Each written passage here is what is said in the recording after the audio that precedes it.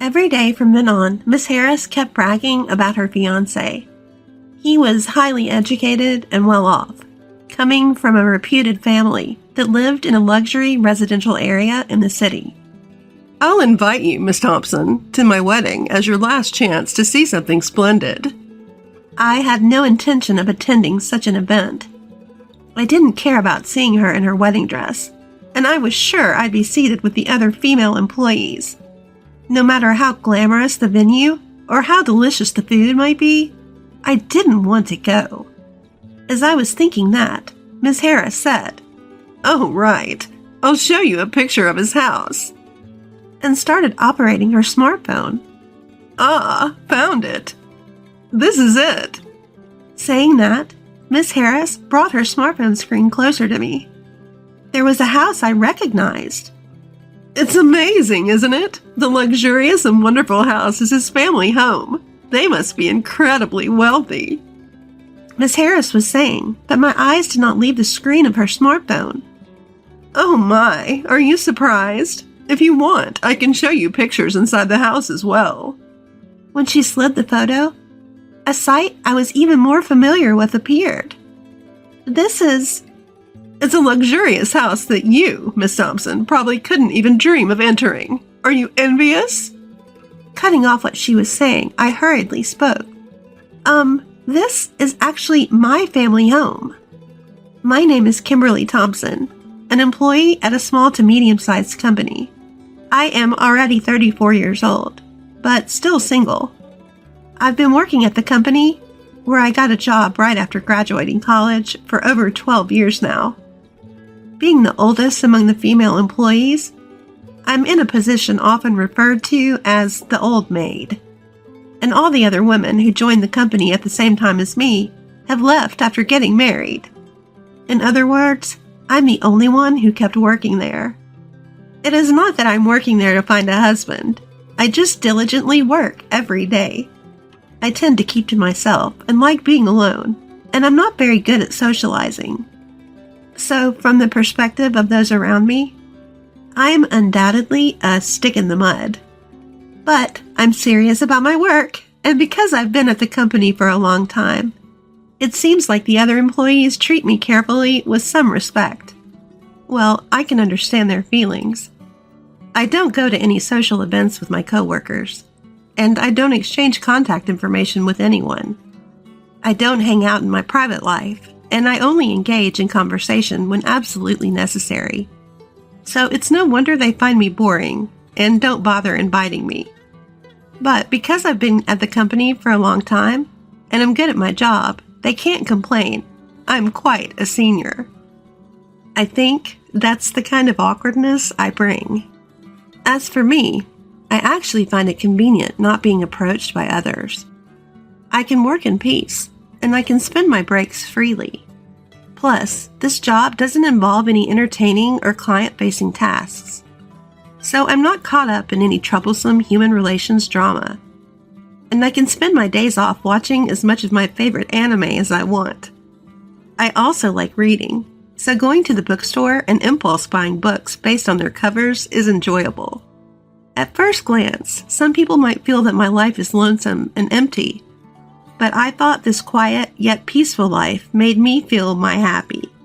However, everything started to change when a young woman joined the company. She was the complete opposite of me, a friendly, cheerful woman with excellent communication skills. Her name is Michelle Harris.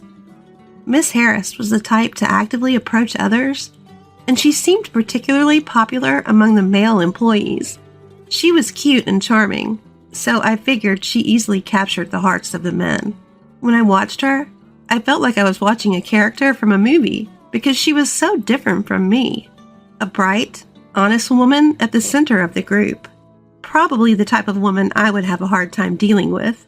While thinking such things, I happened to overhear a group of female employees chatting away cheerfully in the restroom. This all happened when they came into the restroom while I was in there, fixing their makeup and freely starting to gossip and complain.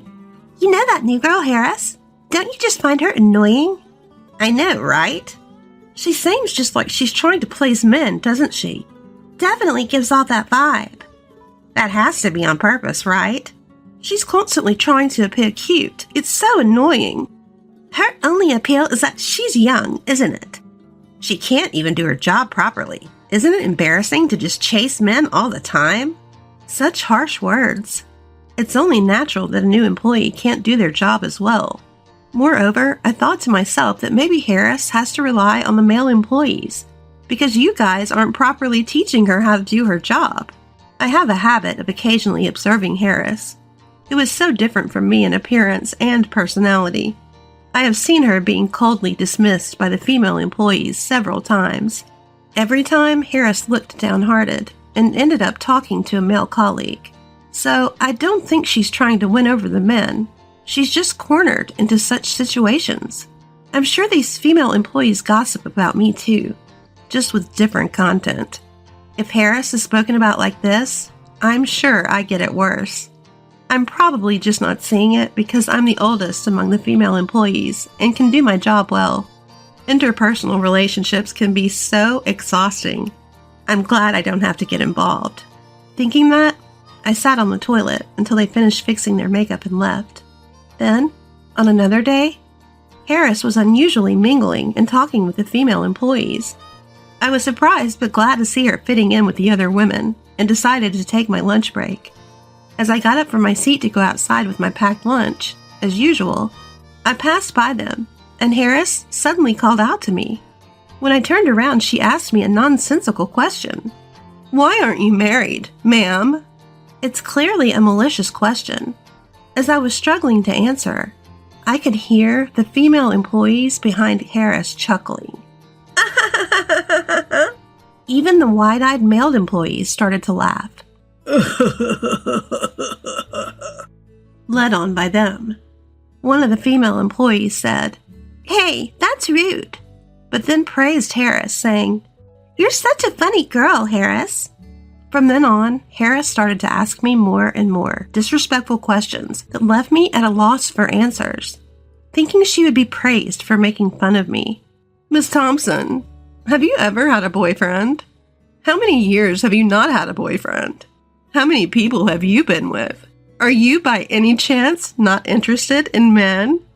Harris kept asking me these personal questions without considering my feelings at all, and the level of disrespect only increased over time, and the surrounding employees seemed to find it amusing, encouraging Harris as if they wanted her to do more. I suppose she was happy to be recognized as one of them by the other female employees. Trying to meet their expectations, she kept intensifying her remarks to me. As things escalated, she began to flaunt her own status to me. "My boyfriend just gave me a designer bag as a gift the other day. I'm going to a high-end restaurant tonight that's booked out for the next 6 months. Do you just eat macaroni and cheese at home, Thompson?" This kind of petty one-upmanship had been her modus operandi. "Miss Thompson, you don't seem to have any connection with luxury items. How pathetic," she would throw in with her sarcasm. Rather than feeling angry, I was beginning to find it impressive. As this silly back and forth went on, I found myself increasingly burdened with Miss Harris's work. Miss Harris, who was rather overbearing, had an invincible disregard for fear. The other female employees seemed unable to deal with her, and she rapidly turned into a monster. Then one day, after some time had passed, something happened. When Miss Harris came to work, she was very upbeat and started talking to me. "I got engaged." As she said this, she showed me a picture of her fiancé, even though I hadn't asked. When I responded with a polite, "That's nice," and tried to return to my work, Miss Harris continued to chatter on. "My fiancé is really rich, kind, handsome, and perfect. Are you jealous? I'm going to be happy leaving you here, Miss Thompson." With that, she brought her smartphone screen closer to me. She continually belittled me and bragged about how amazing her fiancé was and how she had hit the jackpot by getting engaged to him. "Well, I am jealous. Congratulations, truly," I said. Miss Harris, looking satisfied, said, "Okay, I'm going back to work," and returned to her desk. When it comes to this, it's almost refreshing. I sighed deeply. I need to focus on my work. Just as I was trying to switch my mindset, I heard the other female employees talking behind me. She's really getting carried away, isn't she? Seriously, just because she's getting married, she's acting so giddy? What's up with that? Like she can actually be happy after getting married. She probably can't even do housework and might cheat on him. I agree. She's definitely the type who would get divorced quickly once her charms wear off. Totally agree. As one of them began to vent, the others joined in, spewing complaints. Out of pure curiosity, I asked the female employees, "Weren't you all friends with Miss Harris?" "What are you talking about? No way." They all laughed. We would never be friends with a woman like that. It's just her thinking we're her friends. I see. It seems that Miss Harris had managed to make enemies of the female employees again. They didn't mind when she was bullying me, but as she increasingly tried to one-up me, she started doing the same thing to the other female employees. I sighed quietly. Aren't you the ones who boosted and fanned her flames? From then on, Miss Harris boasted about her fiancé almost daily. Apparently, he comes from a prestigious family, is highly educated, earns a high income, and his parents' home is located in an upscale residential area in Manhattan. This has nothing to do with you, Miss Thompson, who always looks so shabby. It seems like you could continue to live a simple life alone. The only people who would marry you are likely to be leftovers. Nobody high profile or high earning would ever consider someone like you. You may have to settle for someone uneducated and unemployed. But even such a man might refuse you, considering you're a dried-up old maid. Miss Harris would say, laughing. I'll invite you to my wedding, Miss Thompson. It will be your last shining moment. I certainly did not want to attend that. I couldn't care less about her wedding dress, and I'm sure I'd be seated with those female employees. Even if the venue is glamorous and the food is delicious, I wouldn't want to be there.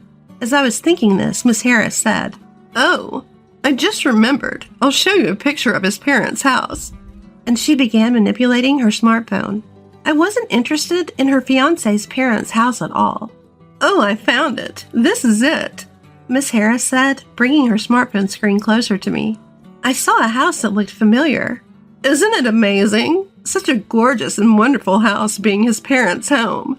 They must be extremely wealthy. All this will eventually be mine. I'm on top of the world. I'm now part of the rich gang. If I feel like it, I'll invite you over, Miss Thompson." Miss Harris said this, but my eyes couldn't leave the screen of her smartphone. "Oh my, did that surprise you? Feel free to take a look at the pictures of the interior as well." As she slid the phone across, more familiar scenes appeared. This is... You can't see or enter such a luxurious house, can you? Are you envious? I cut her off in a hurry and said, this is actually my parents' house." "What? What are you talking about?" "Well, I mean this house in the photo." When I said that, Miss Harris looked shocked. "Huh? What are you saying? Just because you're envious, you shouldn't make such a lame claim." No matter what she says, I'm convinced this is my parents' house. Besides, I'm an only child, so it's not like I have brothers who could marry her or anyone else. The only ones living in this house are my parents, who have entered their 60s, and our beloved dog. Miss Harris seems to think I was joking and laughed out loud. "Oh, Miss Thompson, you're so high level, keeping a straight face while fooling around." But I said seriously, "No, I'm not kidding. This is really true," she said, pointing at the photo. "But look, his car is parked here too, right? And how could you take pictures inside a house that isn't yours?" Despite her objections, the photos she was showing me were undoubtedly my parents' house. The placement of things, the floor plan, it was all exactly like the house I grew up in. Then it hit me. I remembered a sales guy who was often coming and going from my parents' house. I'd met him there and talked to him. He was desperately trying to get a contract, telling my parents all sorts of convenient things. I asked Miss Harris her fiancé's name. It was the same name as the salesman. I see. So that man, Aaron, was pretending my parents' house was his own to impress her. What a lame guy. Does he think he could get away with that? I noticed other signs that Aaron wasn't a very good person. He was always smiling, and even when my parents said, "We think we'll pass on the contract this time," he would cheerfully respond, "I see. Well, I'll come by again next time." But the moment he left the house, I saw from my bedroom window that he had a really scary look on his face.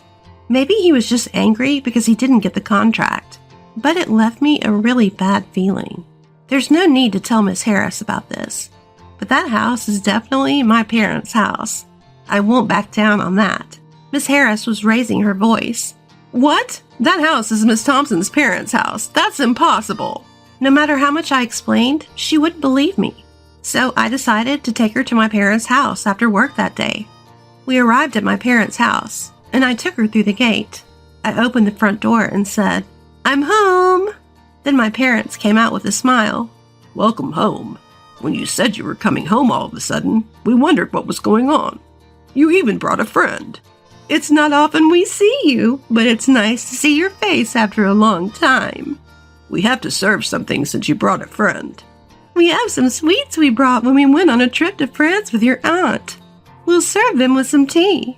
Looking at Miss Harris, my parents smiled happily. I mentioned the name of her fiancé and asked my parents about him. "Oh, the salesman. He was here just the other day." Hearing my parents respond like that, Miss Harris seemed to accept the truth. When we arrived in my room, she suddenly began to cry. "What happened? Are you sad because you were lied to about his family home?" Sure, being lied to might have been shocking, but it was not that much of a disaster, I thought. Then Miss Harris said, "I'm sorry," and began to talk about her engagement with Aaron. Apparently, Miss Harris met Aaron at a social gathering. At that time, Aaron told her that he held a position in a major corporation, and when they were alone, he informed her that his family was wealthy, which caused her to fall for his good looks and the status. After that, they went on a few dates and their relationship developed. However, despite Aaron's position in a major corporation, he turned out to be surprisingly stingy. At first, he paid for all of their dates, but gradually, he started making Miss Harris pay, claiming he had no cash on hand. When Miss Harris said something about it, Aaron suddenly proposed, saying, "Actually, I want to save money because I'm going independent. Plus, we need to save for our wedding fund, right?" Caught off guard by the proposal, Miss Harris got carried away and started to shell out cash as he directed. Aaron took advantage of this, borrowing more and more money from Miss Harris, and before she knew it, she had handed him a substantial sum. Still, she fell blindly for his sweet words like, "It's for our happy married life together." If you look at it objectively, you would think that if his family was really wealthy, he wouldn't need to borrow money from his girlfriend. But Miss Harris, who had fallen head over heels in love, seemed to trust him completely. But now it seems, even Miss Harris had come to realize it was a lie. Miss Harris came to apologize to me in tears. "Miss Thompson, I'm really sorry. I apologize for the terrible attitude I've been showing until now. I know I can't be forgiven, but please let me apologize." She explained in tears that she was led by the other female employees to harass me. She didn't really like to gossip or show off, but she was instigated by the other female employees and pressured to join in, or else she would be left out like before. It was hard, but she said she managed to endure because she had Aaron. Again, she apologized and shed big tears. Seeing Mrs. Harris like that made me feel sorry for her. She was really struggling in her own way. We could leave those female employees, but the liar must be dealt with. In a way, my family and I are involved too. We need to teach him a lesson. Let's teach that guy a lesson. I decided to have Miss Harris call Aaron. When we arranged to meet at a cafe, he changed his complexion as soon as he saw my face. Aaron, looking uncomfortable, lowered his gaze. I told him I was going to report his misuse of the photo of his family home and his deception of my junior colleague to his workplace. He turned pale and started apologizing. "Please, forgive me for that." "So why did you lie and deceive Miss Harris?" Apparently, he had approached her because he thought she had money, since she wore nice clothes and branded bags. He began to brazen it up. and turned to Miss Harris and said something outrageous. Mainly, it's your fault for coming after me without seeing through my lies. I showed you a nice dream, so you should consider it a gratitude fee.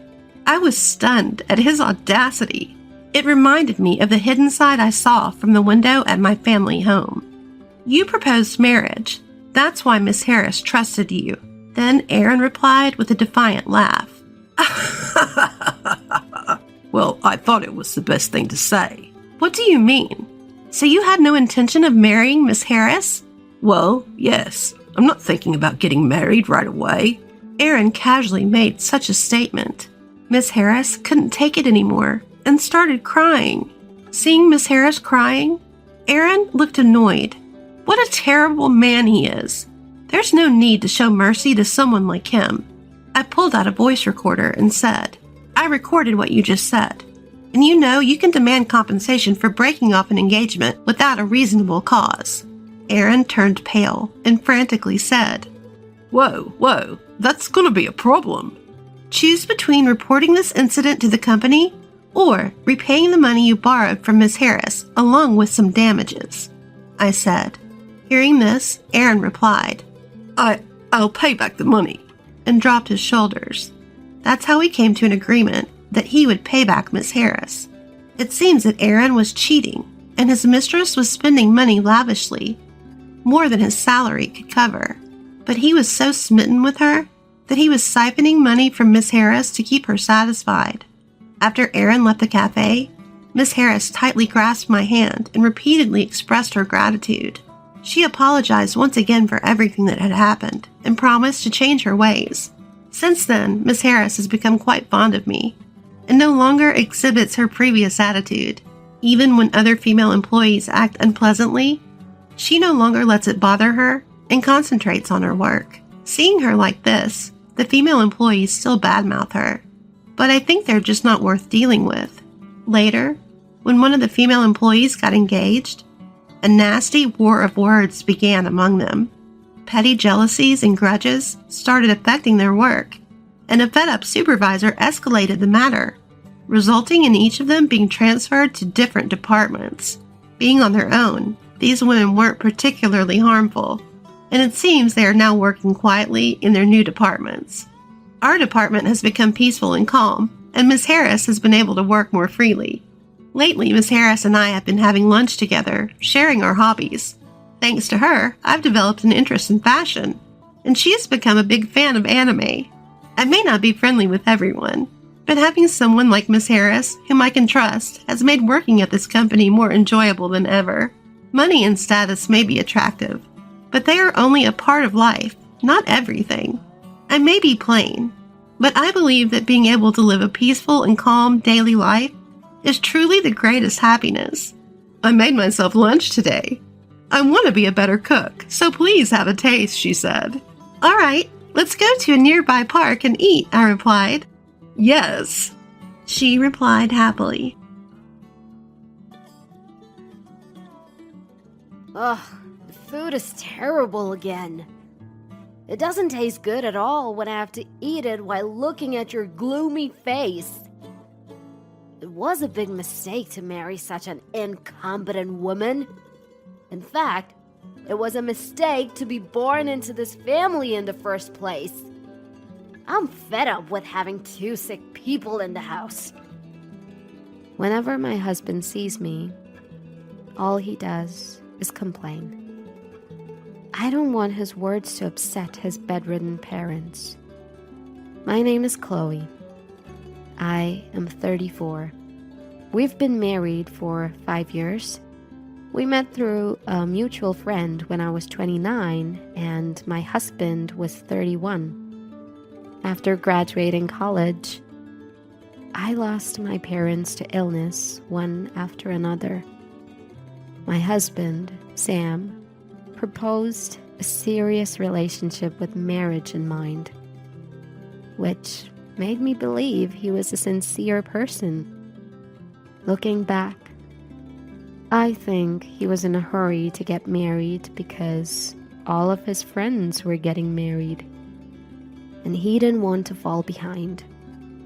The topic of marriage came up within 6 months of dating, and I went to visit his family. His parents welcomed me more than I expected and showed me a lot of consideration when they learned that my parents were gone. My mother-in-law helped me with the wedding preparations just like my own mother would have, and I was very grateful. So, I had no objections to living together with his parents after marriage. In fact, you could even say I was more than welcome. Chloe, the coffee you make is really good. Thank you. My deceased father was a great coffee lover, and I also love coffee due to his influence. I buy various beans and sometimes blend them myself. I was so into coffee that I wanted to open a cafe with my father in the future. However, after my father passed away, I somehow lost that passion. Now, my father-in-law truly enjoys the coffee I make. When I see how much he loves coffee and enjoys coffee I make, it reminds me of my father. Sometimes it brings tears to my eyes.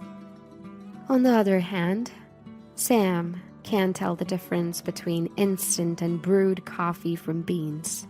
So, even when I buy beans, he only says that instant would probably taste better. I also enjoy cooking, but Sam doesn't show any interest in food and has never praised anything I've cooked. He seems to think that anything edible is the same.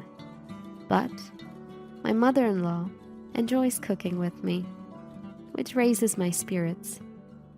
I have always dreamed of cooking with a daughter like this. Plus, Chloe, you know a lot of recipes. You've been teaching a lot. Thank you. I enjoy cooking with you every day too. Sam had nothing to do with household chores, but my in-laws were always happy with what I did. So, married life was enjoyable. However, 2 years ago, my mother-in-law got sick. Although she didn't need to be hospitalized, she had to lie down sometimes. Chloe, I'm sorry. I'm feeling good today, so I can help a little with housework. Please, take a break sometimes. I'm fine. Please don't push yourself. But... That's right, Mom. Chloe's only good at housework. Sam, you shouldn't say that. Do you realize how much Chloe helps us every day? You can work free from anxiety because Chloe is here. You should show some appreciation. The wife should take care of the husband's parents. I can be grateful for such a thing. It doesn't bother me to take care of my mother-in-law, but it's unpleasant to be taken for granted by Sam. After my mother-in-law became bedridden, Sam started complaining that the house was gloomy. He started coming home late, and he started working more on his days off. Then I noticed foundation on his clothes, perfume lingering on him, and other suspicious things. When I confronted him, he admitted to having an affair. He said he met her at a bar where he went for drinks with his colleagues because he didn't want to come home early and help with caregiving. I was stunned by his lack of remorse and the absurdity of his reason for cheating. I was infuriated and frustrated to think that he was doing such things while I was taking care of the house and his mother. But my father-in-law was furious and preached Sam, who seemed to reflect greatly at that time. He apologized and promised never to cheat again. So I didn't divorce him. But to be honest, I was more worried about leaving my frail mother-in-law then wanting to stay with Sam as a couple. I couldn't imagine Sam taking care of his mother, and I thought it would be hard for my father-in-law, who was still working, to take care of her. Then, my father-in-law retired when he turned 65. On the day my father-in-law retired, Sam was more interested in how much OASDI would be and how much he would give him than in appreciation his father's long years of work. It seemed that Sam was counting on his father's pension. However, his father's answer was completely contrary to Sam's expectations. "I can't give you any money from my pension." "What?" He said he would get pension just as much as he needed to survive. "What? So what was the point of me putting up with everything all this time? Looking after my mother and living with her? What are you talking about? You've hardly done anything to take care of your mother. Just living under the same roof as her is as good as taking care of her." After this, Sam's verbal abuse got worse. Apparently, the noble attitude Sam took when he was caught cheating was because he was counting on pension he would get from his father. "I should have married a richer woman. I rushed into marriage and it's been a failure." "Stop it, Sam. Chloe has been nothing but good to you." "Shut up! My mother is nothing more than a nuisance." "How dare you say such things to your own mother?" "Oh, this house is so depressing.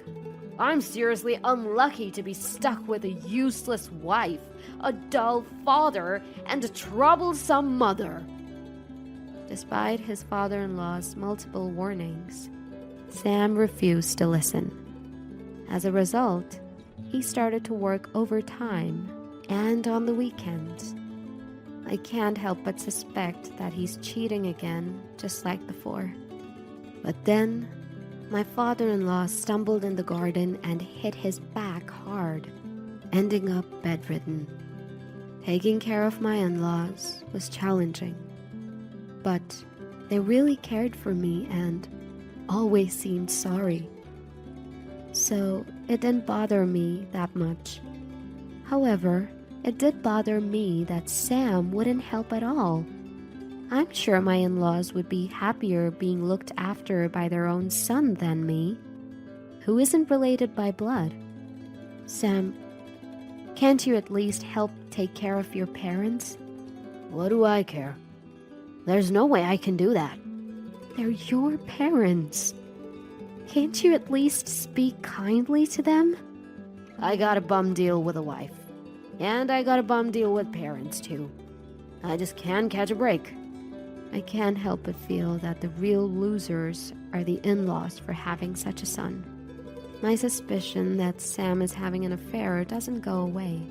But I can't leave the house, especially with my in-laws bedridden. If I leave, Sam would surely neglect his parents. I don't want to remain married to such a man, but I can't bring myself to ask for a divorce. Wondering what would happen to my in-laws. Then, Sam announced that he was going to Hawaii with friends for Christmas. "You're going to spend Christmas holidays in Hawaii?" "Yes. I'm not going to spend my precious holiday in this depressing house.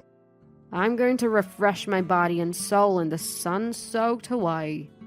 "Don't you want to spend at least Christmas taking care of your parents and have a quiet family time at home?"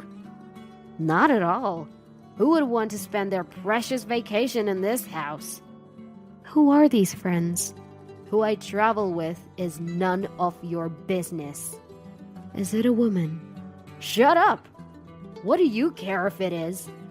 Sam brazenly denied it, just like the last time.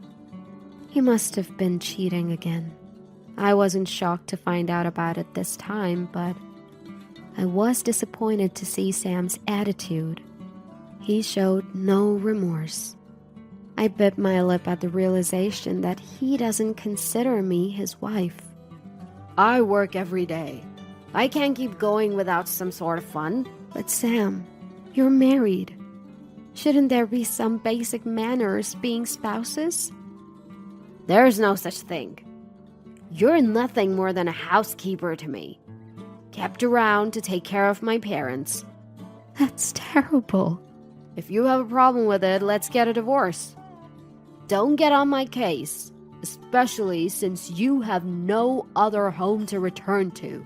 You should just keep quiet and take care of the house. I don't want to stay married to him after being treated like this. I'm dying to say, I'm fine with the divorce, and leave. I could handle it on my own. But now that my mother-in-law and also my father-in-law are bedridden, I can't bear to leave them behind. And if I take them with me, I don't know how we'll survive. Even if I decide to put him in care facility, I'm not sure if both of them could be admitted right away. There's also the issue of cost. Can my in-laws' pensions alone cover all of that cost? Even if I were to work, I'm not sure if I could earn enough to cover it all. I have my own life too. Thinking about it all makes me feel uneasy. But after going through all this, there's no way I can continue living with my husband. You're worried about Sam, aren't you? Yes. It seems we made a mistake in the way we raised our son. I'm sorry for causing you so much pain. You don't have to worry about us. You should do as you please. That's right, Chloe. You should be free. But I can't just leave. I can't leave everything to Sam. Chloe. The words of my in-laws, who care about me more than their own health, resonate in my heart. And the thought of not leaving them only grows stronger. And while I stay silent, my husband talks about his affair right in front of me, as if I've given him permission to do so. I'm going on a date with her again. I'll be late. Huh? Having a meal with her is definitely better than looking at your face. You do realize that I'm your wife, right? But you know I'm having an affair and you still won't leave me. So that means you've accepted it, right? It's an affair with the wife's approval. Nobody has approved anything. Staying here means you have. You're a pathetic woman, clinging to me because you can't survive otherwise. It's truly pathetic that I can't say anything back to my husband, who gleefully says such things. Tears of frustration spill from my eyes, but when my husband sees my tears, he only laughs with more pleasure. Seeing my husband like this fills me up with despair. What am I doing? My in-laws keep apologizing to me for their son, but it's all so painful to see them like that. Maybe it would be better if I weren't here. Maybe because I'm here, my husband leaves everything to me regarding his parents. But even if I think so, if my husband doesn't do anything, I would regret leaving for the rest of my life. There's no guarantee at all that my husband will change.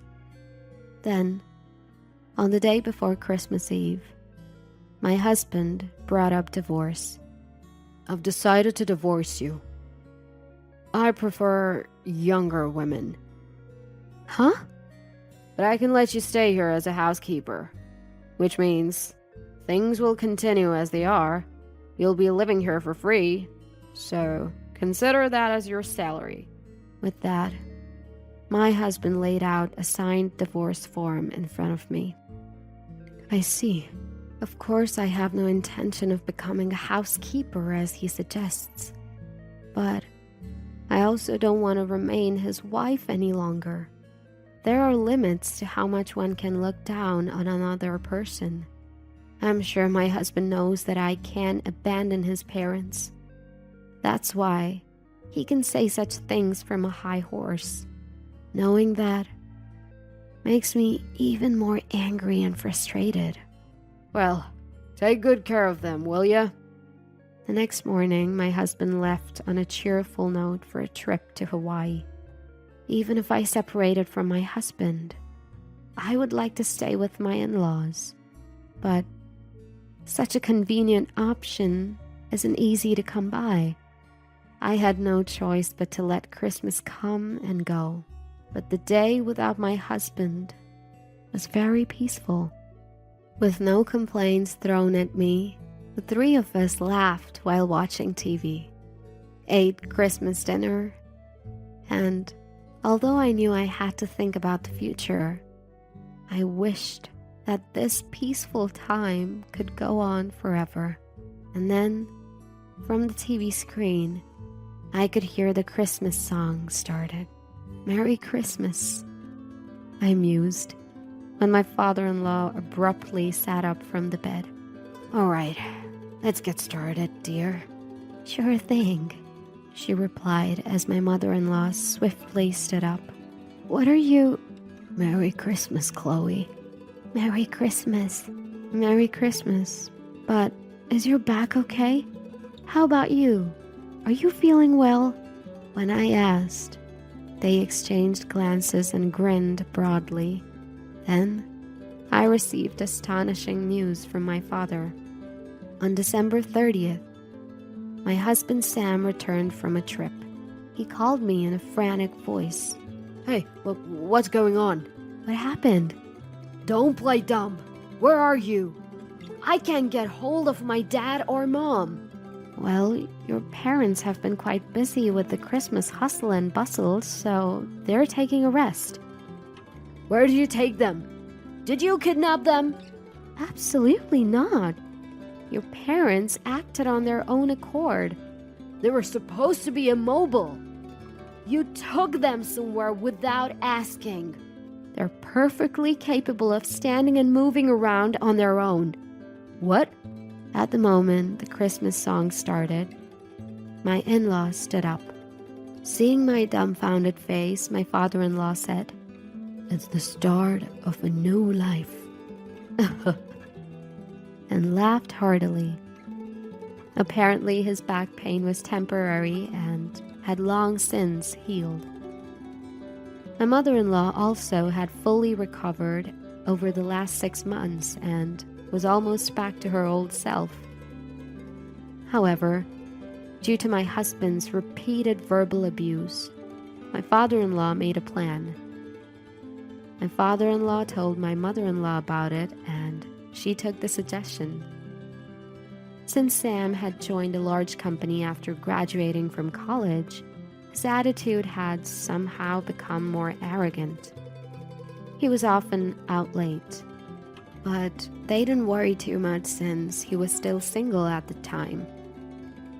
After marrying me, his parents had hoped that he would settle down. However, 2 years ago when his mother fell ill, he didn't care for her and even cheated on me. He seemed remorseful, but his father felt something was off. As expected, as his father's retirement approached, Sam started talking about the pension. Anticipating his greed, they could tell Sam was acting virtuous just to get his hands on the pension. But when Sam found out that there was no pension he could get, he showed his true colors. This confirmed the father-in-law's suspicions. In reality, my father-in-law received much more pensions, but he told Sam otherwise because he knew Sam was after it. If Sam had been kind to his mother and me, even without the money, they were willing to give him a share of the money. It's a shame it didn't work out that way, said the father-in-law with a hint of sadness, when he fell and hurt his back. If you're bedridden now, you'll just be a burden. Sam had said so. That comment convinced him to stop considering Sam as his son. The parents decided to pretend to be bedridden and make preparations. He apologized for the trouble this caused me during that time. What's this for sale sign doing on our house? Why is there a sign like that hanging on our house? Isn't the meaning obvious? Cut the crap! So that house was put up for sale. We've moved out. What do you mean? I haven't heard anything. Yup, because I have no intention of living with you. I didn't feel like telling you. My father-in-law had bought a new house with his savings. The old house was supposed to be bought out by a real estate agent, and we were supposed to vacate by Christmas Day. But since we were not going out anywhere anyway, we were told that it would be okay to wait until yesterday. So we waited until Sam went on a trip. My father-in-law's little joke of moving at the sound of Christmas songs was funny. But at that moment, it felt like a new day had dawned in my life too. All that was left to pack, my things, which was a piece of cake. The movers were already arranged and everything was moved out by the 28th. Dad, did he get enough pensions? He didn't tell you because you were after it. What happened to the money from the sale of the house? I'm your son, so I have a right to receive it. It's my inheritance. Your father is still alive, so it can be inheritance, right? You know, he's so determined to use up all his money before he passes away so that he wouldn't leave anything for you. He's even more energetic now. He's still my father. He doesn't want to be your father anymore. Oh, and don't worry, I've already filed for divorce. But he bought a new house. When Dad passes away, it'll be mine. Ah, that house. My father-in-law was kind enough to put it in my name. Of course, there's the gift tax, but I think I can handle it with property distribution I'm getting from you. What? This was the second time I had caught my husband cheating, and he had dumped all of his parents' caregiving on her while he was busy abusing her daily. I had been a housewife for 5 years, taking care of Sam as well. Considering all these factors, it was said that I could get a good amount of property division. My father-in-law had already consulted a lawyer about this. I've put your stuff in a storage unit, even though there wasn't much. I've given the key to a lawyer, so you'll be contacted by the lawyer later. Where the hell am I supposed to go now? I don't know. Figure it out yourself. That won't work. I told my girlfriend that I would be living in a house with a maid. Without a house or you, I'm going to look bad. I was astounded that he would say that to me at this point. I was reminded once again that he was a man who could only think about himself. I didn't even feel like talking anymore, so I just hung up the phone. Maybe it's true that you can do wrong without getting caught. My ex-husband's Hawaii fair trip was spotted by his boss, who was on a family vacation at the time, and it was found out at his company. His company had very strict ethics rules, and my ex-husband was demoted, and his salary was significantly cut. As soon as my lawyer sent a message to the woman he was seeing, she disappeared. After that, unfortunately, I received numerous reconciliation requests from my ex-husband. There's no chance that I agree to that. He is now living on the edge, struggling to pay his credit card bills, which he had been lavishing on his mistress. He pleaded with the lawyer to get back together with me, crying about his current situation, but the lawyer refused right there. My father-in-law had recorded my ex-husband's verbal abuse, and the lawyer who had heard it, was quite angry, saying it was unacceptable as a human being. So it was no surprise. My father-in-law had bought an old house with good air. I'm currently planning to turn it into an old-fashioned cafe. My father-in-law had said that he bought it with that intention. Every day, I exchange ideas with my father-in-law and his wife, trying to figure out what will work the best. I don't know if it will work out, but I'm going to give it my all. Seeing the happy faces of my in-laws every day makes me happier than anything else. I want to continue to live together, enjoying good coffee and getting along.